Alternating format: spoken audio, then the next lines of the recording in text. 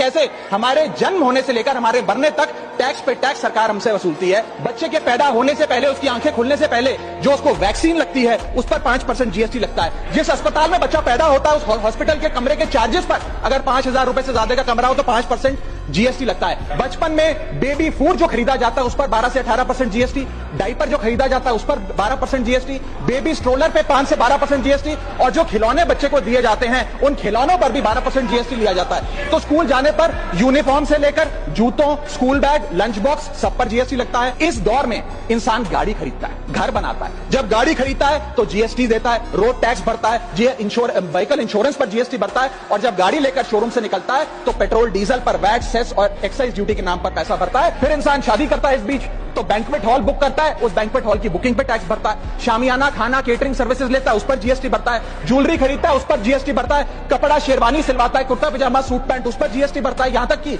Wedding invitation से लेकर bridal makeup से लेकर हनीमून के ट्रैवल तक हर चीज पर सरकार आपसे जीएसटी वसूलती है। जब उसके मरने के उपरांत अखबार में ऑबिचरी की इश्तेहार छपाया जाता है, उस पब्लिकेशन ऑफ ऑबिचरी न्यूज़पेपर पर भी 5% सरकार जीएसटी लेती है। यह है life cycle of taxation model. लेकिन मैडम, सबसे जरूरी बात यह है कि इतना टैक्स देने के बाद सरकारें हमें देती क्या?